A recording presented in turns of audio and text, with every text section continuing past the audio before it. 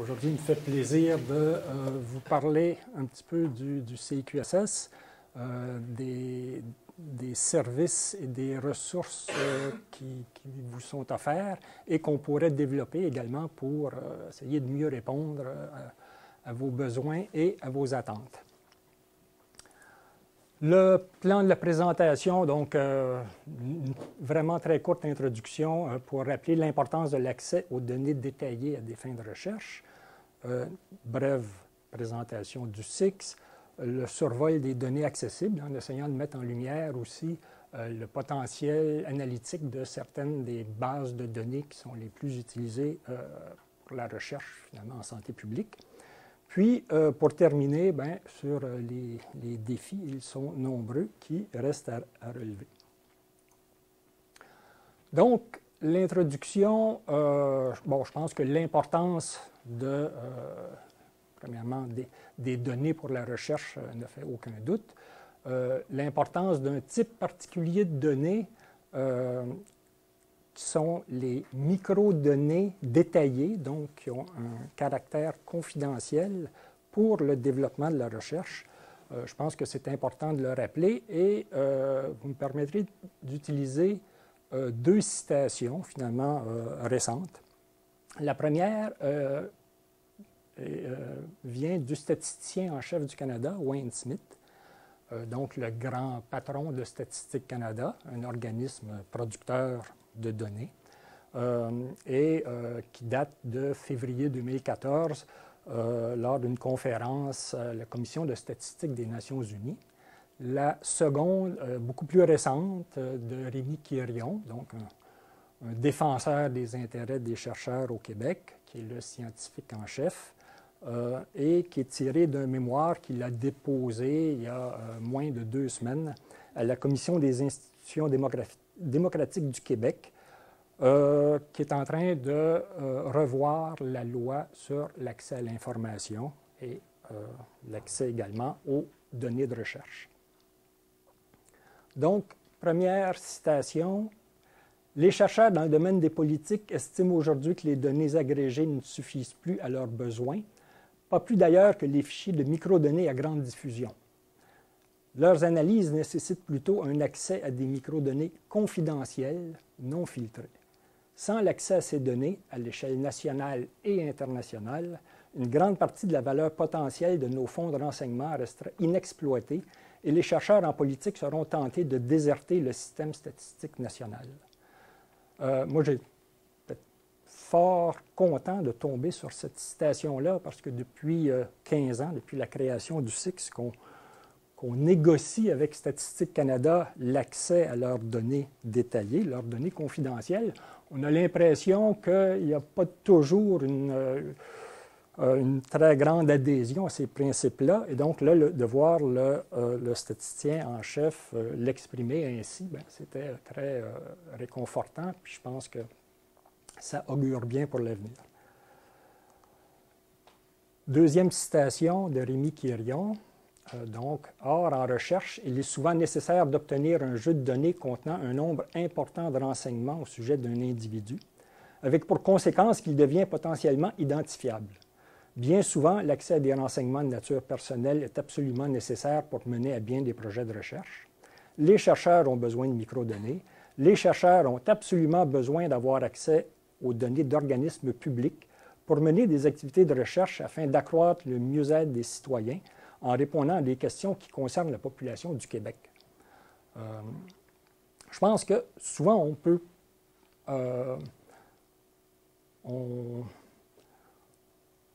On pense que c'est acquis, cette nécessité d'avoir accès aux microdonnées détaillées pour la recherche, mais pour que le statisticien en chef se sente finalement l'obligation d'aller le rappeler à l'Assemblée nationale, je pense que ce n'est pas acquis pour tout le monde. Puis comme on va le voir, au Québec, on a finalement plusieurs batailles à mener à cet égard. Donc, pour passer finalement au CIQSS, le CIQSS a été justement mis en place il y a une quinzaine d'années pour faciliter l'accès à ce type bien particulier de données, qui sont les microdonnées détaillées et donc qui revêtent un caractère confidentiel. Brève présentation. Donc, le SIX, c'est une infrastructure de recherche de pointe qui offre l'accès à un vaste ensemble de microdonnées détaillées confidentielles. Comme on le voit, le portefeuille de données rendu accessible par le SIX s'élargit constamment. Ces données-là sont rendues accessibles du fait de leur caractère confidentiel dans des conditions qui en permettent l'exploitation dans le respect finalement des lois, des règlements et des normes éthiques. Donc, notre mission, c'est de promouvoir une recherche orientée vers la compréhension de grands enjeux de société et nécessitant l'analyse de bases de données multiples et complexes. 3 objectifs en découlent et ces 3 objectifs sont interreliés. Donc, d'une part, soutenir la recherche en facilitant l'accès à ce type de données-là, élargir le bassin d'utilisateurs qui est fort restreint et également former la relève en la matière et assurer le transfert des connaissances pour s'assurer vraiment que les résultats des recherches qui sont menées à partir de ce type de données-là trouvent un écho au niveau de l'évaluation et de la formulation des programmes et politiques. Un petit graphique un peu qui essaie de représenter finalement ce qu'est le SIX. Ce graphique-là, finalement, je pense qu'il faut le lire de bas en haut parce qu'au cœur du CIQSS, il y a les chercheurs, les utilisateurs de l'infrastructure. Ces chercheurs-là proviennent surtout du milieu académique, à 85 ou 90 %, mais il y en a également qui travaillent dans les organismes et ministères gouvernementaux, ainsi que dans d'autres secteurs, des ONG et même le secteur privé. Dès sa création, le SIX a adopté une approche réseau pour essayer finalement de mettre ensemble l'expertise existante au Québec. Et comme je le dis, le bassin d'utilisateurs aguerris était finalement relativement faible. Et donc, on a choisi d'essayer d'établir le consortium le plus large possible pour faire en sorte de bénéficier de l'ensemble de l'expertise existante. Et maintenant, toutes les universités du Québec font partie de ce consortium-là.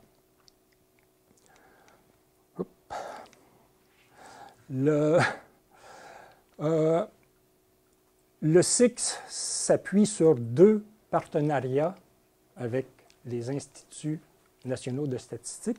Statistique Canada d'un côté, l'Institut de la statistique du Québec de l'autre. L'accès aux données de Statistique Canada se fait dans le cadre d'un réseau, le réseau canadien des centres de données de recherche, qui a été créé en 2000 et dont le SIX est un des membres fondateurs. Et ce réseau-là est appuyé par le Conseil de recherche en sciences humaines. Donc, au départ, de 2001 à 2005, seul le CRSH appuyait le réseau. Compte tenu de l'importance, finalement, de l'accès aux données pour la recherche en santé, à partir de 2005, les instituts de recherche en santé du Canada se sont joints, finalement, au CRSH pour appuyer financièrement le fonctionnement du réseau canadien et donc du CIQSS. On bénéficie également de subventions de la Fondation canadienne pour l'innovation en ce qui concerne finalement la mise en place des locaux et des équipements informatiques. Du côté de l'Institut de la statistique du Québec,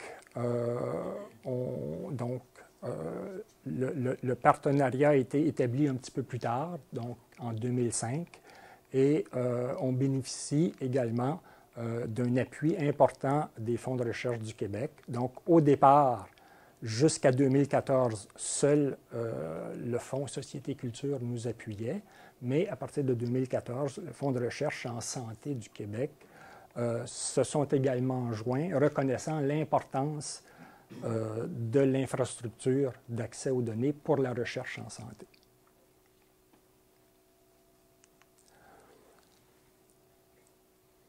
Brièvement, le fonctionnement d'un centre de données de recherche, donc le CDR, ce sont les centres de données offrant l'accès aux microdonnées détaillées de Statistique Canada. Donc, l'équivalent pour les données du Québec, de l'Institut de la statistique du Québec, c'est le CADRISC, le centre d'accès aux données de recherche de l'ISQ. Donc, ce sont des environnements physiques sécuritaires en milieu universitaire. Donc, il s'agissait de reproduire un peu les mêmes conditions existantes, soit dans les bureaux de Statistique Canada, soit dans les bureaux de l'Institut de la statistique du Québec, de reproduire ça en milieu universitaire pour faciliter l'accès aux chercheurs. Donc, les laboratoires doivent opérer en présence d'employés, soit de Statistique Canada ou de l'Institut de la statistique du Québec. Il y a une analyse des résultats pour risque de divulgation, c'est-à-dire que, je vous le rappelle, ce sont des données qui ont un caractère confidentiel. Donc, le chercheur, quand il est dans le laboratoire, peut accéder à l'ensemble de ces données-là. Par contre, pour sortir des résultats, il doit d'abord les faire approuver, en quelque part, par l'analyste, soit de Statistique Canada, soit de l'Institut de statistique du Québec, qui doit finalement valider que ça ne pose aucun risque au respect de la confidentialité des participants aux enquêtes, au recensement, que ce soit. Les procédures d'accès aux données, bon, en gros, sont un peu différentes selon qu'on a accès aux données de Statistique Canada ou de l'Institut de la statistique du Québec, mais ça se ressemble beaucoup. Donc, il y a soumission d'un court projet avec les objectifs, la pertinence scientifique, montrer pourquoi on a besoin d'avoir accès à des données confidentielles plutôt qu'à des données publiques, là, à grande diffusion. Un peu quelle est la méthodologie qu'on compte utiliser, la durée, et aussi le produit attendu, parce que pour respecter les lois, comme la loi statistique du Canada, l'accès à des données confidentielles ne doit pas être fait un peu en catimini. Les objectifs doivent être clairs, doivent être connus, donc il y a une transparence, il faut qu'il y ait un produit remis au terme au terme du projet. Donc, il y a un processus d'approbation du projet. Il ne s'agit pas d'un processus d'évaluation, de classer les projets les uns par rapport aux autres. C'est seulement d'approuver. Donc, du côté de l'accès aux données de Statistique Canada, c'est un processus qui est sous l'égide du CRSH, qui doit tout simplement juger si le projet qui est soumis contribue bien à l'avancement des connaissances et si le chercheur est en mesure de le mener. Et donc, c'est un processus d'approbation par les pairs. Il y a des exceptions. Entre autres, les étudiants sont exemptés finalement de cette évaluation par les pairs. Il suffit que leur directeur de recherche finalement témoigne du fait que le projet va se poursuivre, par exemple, dans le cadre d'un mémoire ou d'un mémoire de maîtrise ou d'une thèse de doctorat dans un département et qu'il va encadrer l'étudiant. Et donc là, il n'y a pas d'approbation par les pairs. Donc, il y a une procédure accélérée pour les étudiants et ce qui pourrait peut-être intéresser quelques-unes d'entre vous, c'est que le CICS offre également un appui financier pour mener des projets dans le cadre d'une maîtrise ou d'un doctorat au CQSS. Donc, il y a possibilité de 3 types de bourses. Une bourse d'accueil, une bourse d'analyse intensive et une bourse d'appui à la production scientifique. Donc, en tout, un étudiant à la maîtrise peut bénéficier d'un appui de 4 000 $, un étudiant au doctorat peut bénéficier d'un appui de 6 000 $ pour mener son projet à partir de données accessibles au CIQSS.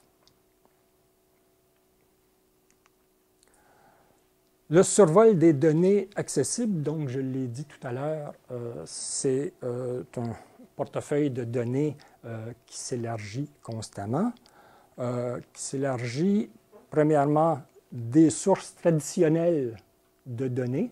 Donc là, on parle de données d'enquête ou de données de recensement, à maintenant ce qui rentre dans le monde des données massives, là, du big data, donc des données administratives et la nouvelle génération de données, les données issues du couplage d'enregistrement provenant de plusieurs sources, des données d'enquête, des données administratives, des données de recensement, etc.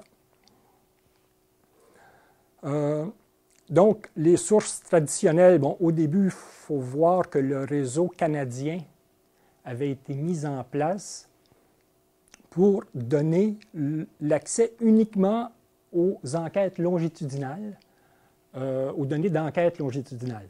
Dans les années 90, Statistique Canada a lancé en quelques années 6 grandes enquêtes longitudinales.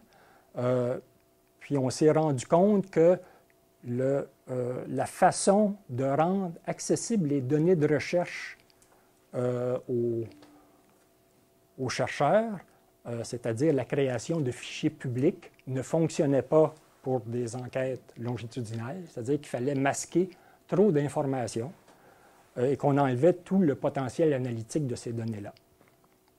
Donc, au départ, on s'est dit que ce réseau de centres de données de recherche allait servir justement à valoriser les données de ces grandes enquêtes longitudinales.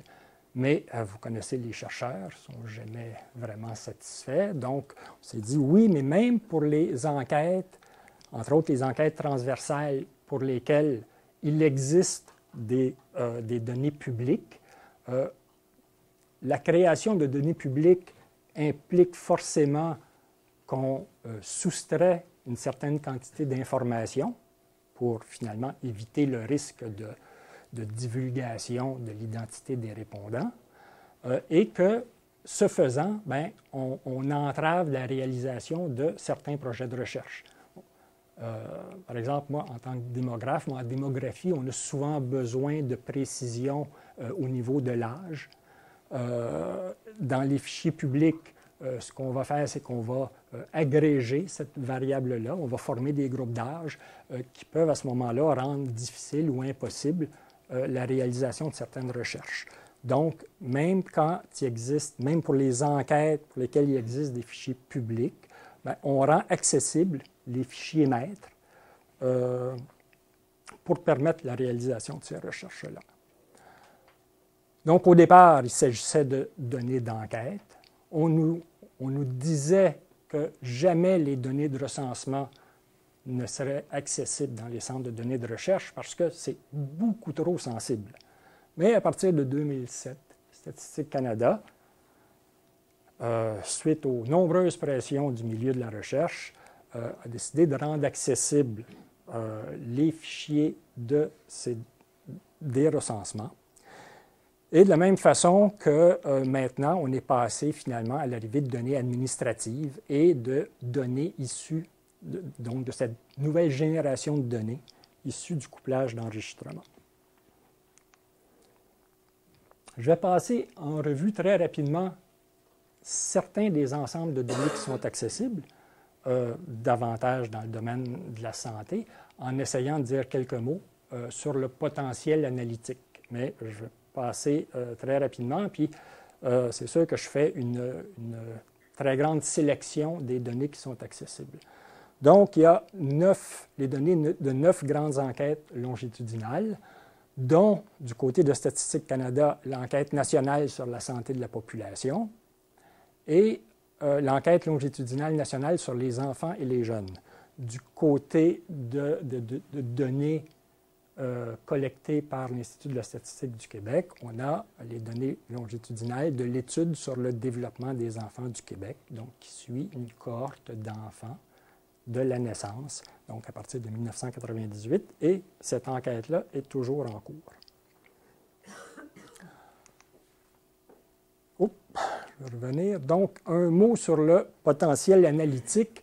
Bon, je pense que pour l'illustrer, en tout cas dans le cas de l'ENSP, je pense que Alain Marchand ici est le meilleur exemple qu'on peut trouver. Donc, Alain a été le premier doctorant du CIQSS. D'ailleurs, sa soutenance a eu lieu dans nos locaux en 2004, je pense. Et depuis ce temps-là, il y a un nombre très impressionnant d'articles, donc à partir surtout des données de l'ENSP, qui ont été publiés, dont un très récemment, là, en 2015, donc cette année, et qui a encadré aussi plusieurs étudiants de maîtrise et de doctorat qui ont utilisé les données de cette enquête-là. Donc ça, c'est vraiment, je pense, le meilleur cas qu'on peut trouver pour illustrer le potentiel de ces données-là pour la recherche. Bon, les enquêtes longitudinales sur le développement des enfants, bon, on sait que le développement de l'enfant est un déterminant majeur de la santé. Donc, il y a énormément de travaux qui ont été faits à partir de l'ANEJ ou à partir de l'AIDEC, dont plusieurs par des chercheurs et des étudiants de l'IRSPUM au CIQSS.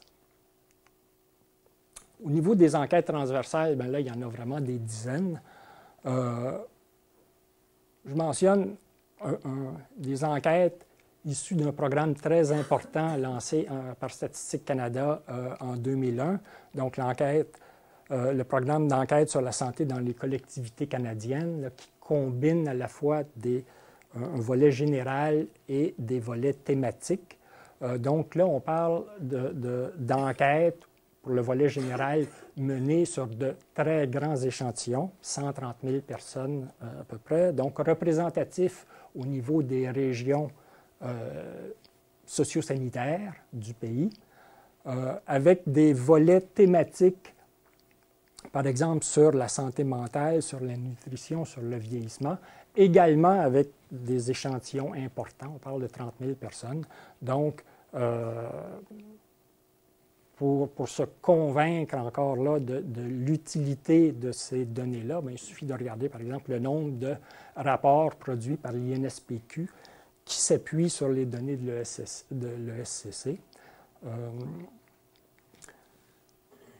Autre génération d'enquêtes de santé très novatrice, lancée en 2009 par Statistique Canada, c'est une enquête sur les mesures de la santé, où là, on a des mesures, on n'a pas seulement l'auto-évaluation de la condition de santé, on a des mesures prises en laboratoire, donc prise de sang et autres types de mesures.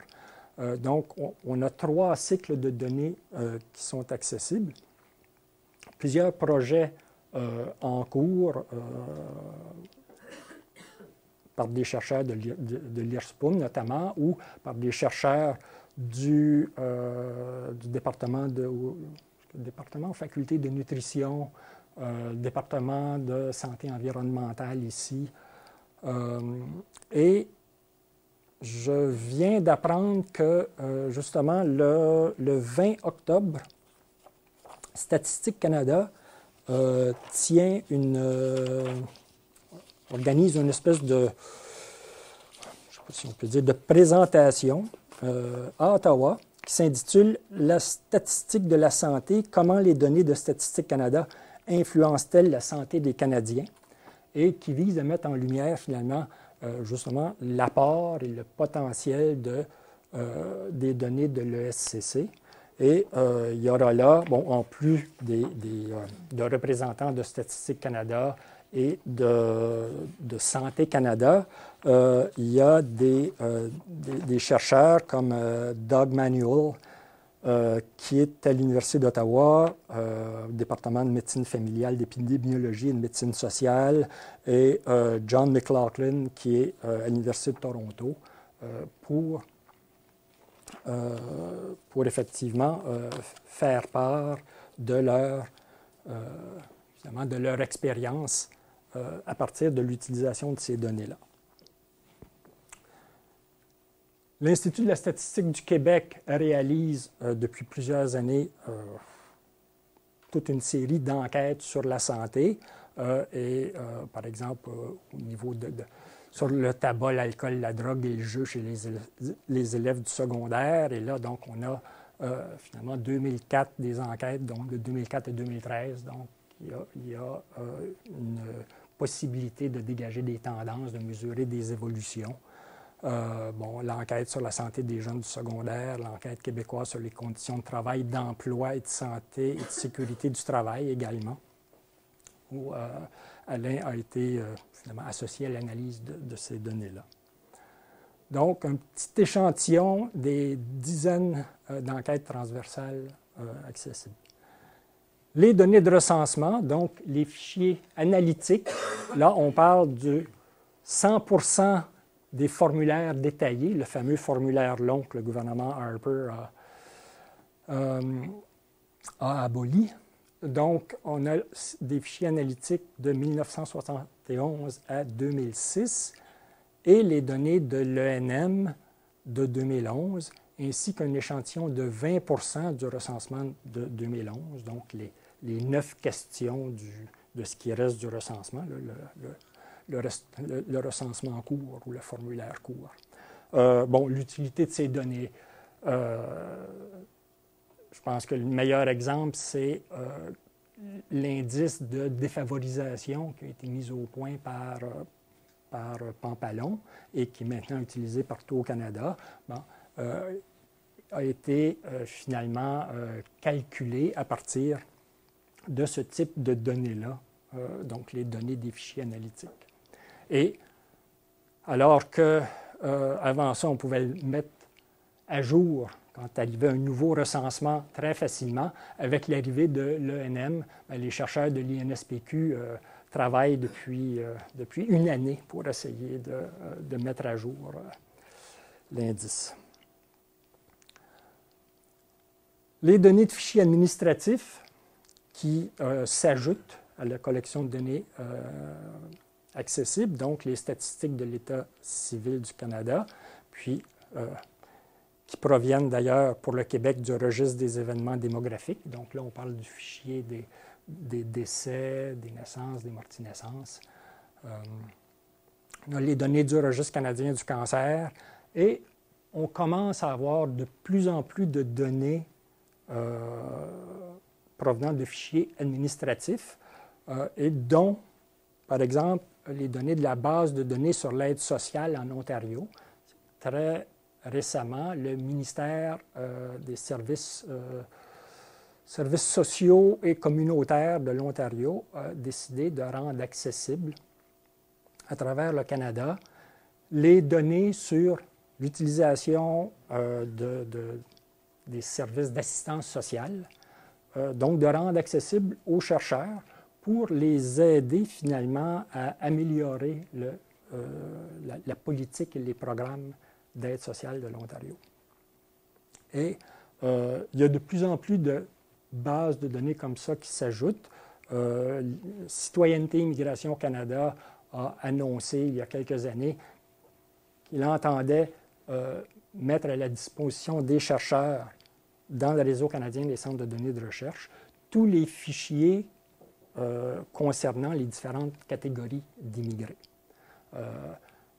Il y a un appel pour des projets pilotes qui vient d'être lancé à partir d'une autre source de données extrêmement riche. Il s'agit des fichiers construits par Statistique Canada à partir des données de l'Agence de revenus du Canada.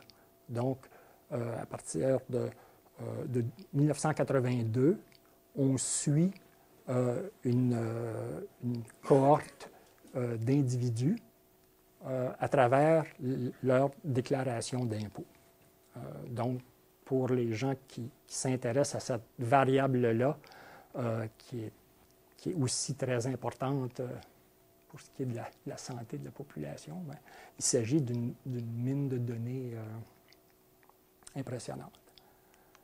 Et finalement, cette nouvelle génération de données, les données les plus complexes, les données issues du couplage d'enregistrement.